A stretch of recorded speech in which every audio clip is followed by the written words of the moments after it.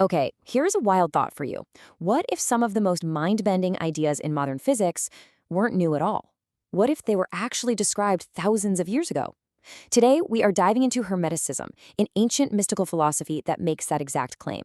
It's a really fascinating and, yeah, pretty controversial idea. So, let's get into it.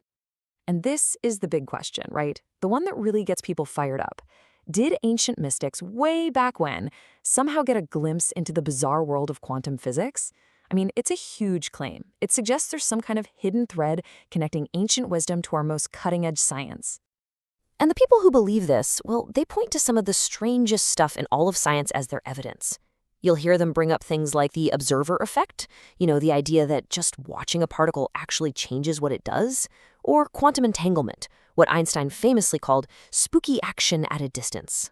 They look at this stuff and say, see, the ancients told us this was coming. So to really get to the bottom of this, we have to go all the way back to the source.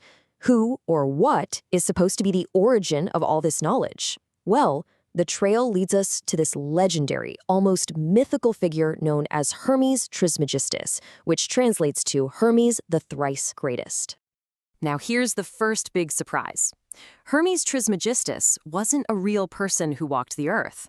He was actually a blend, a fusion of two powerful deities created back in Hellenistic Egypt.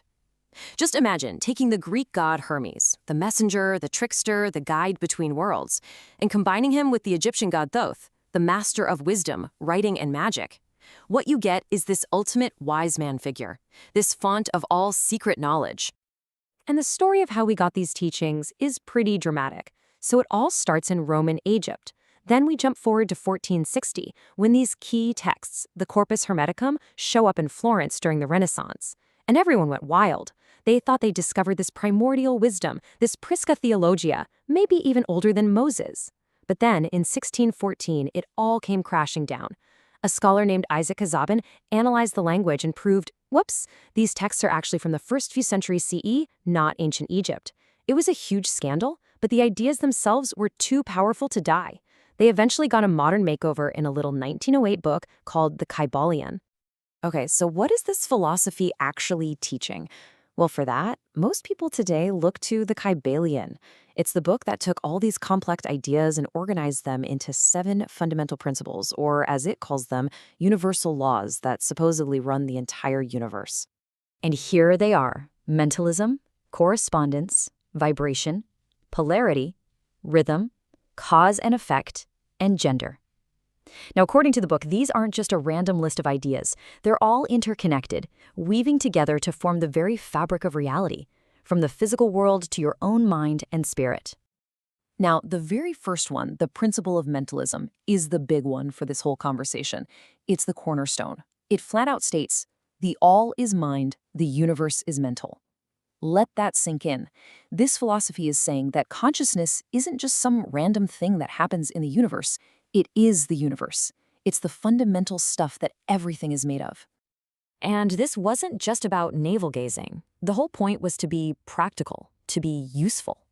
As the Kybalian puts it, if you can truly understand a principle like vibration, the idea that everything is always moving, always changing, you've grasped the scepter of power. The goal was to master yourself and your reality.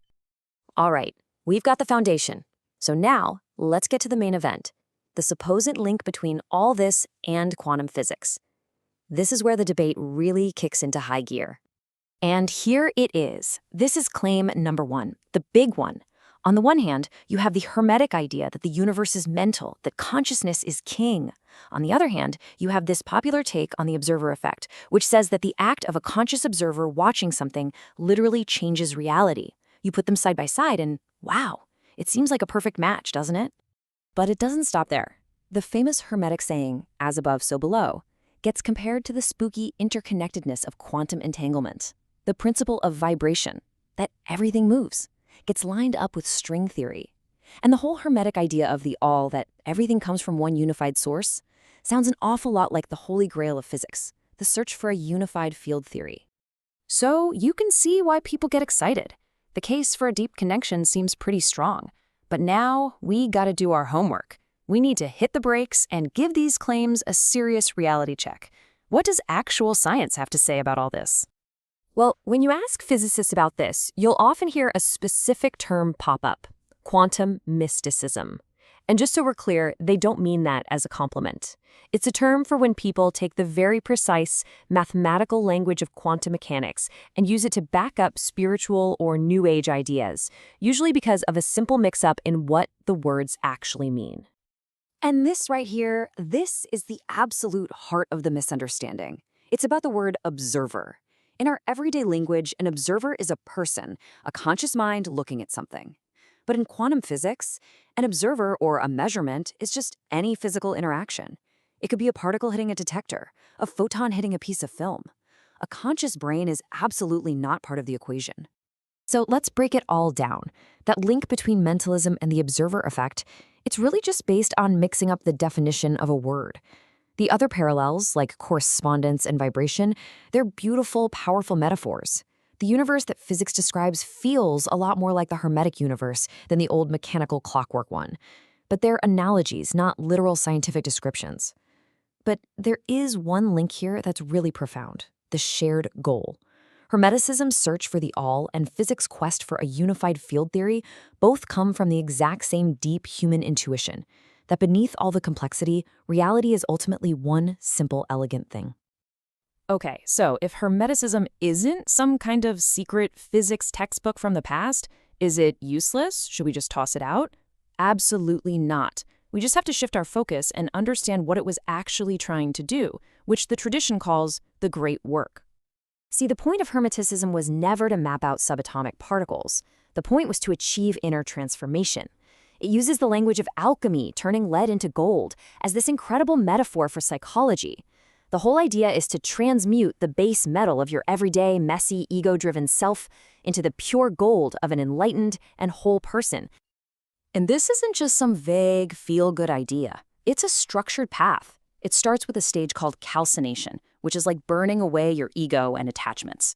Then it moves you through things like dissolution, where you cleanse old emotional baggage, and conjunction, where you unite the opposites inside you, like your logic and your intuition.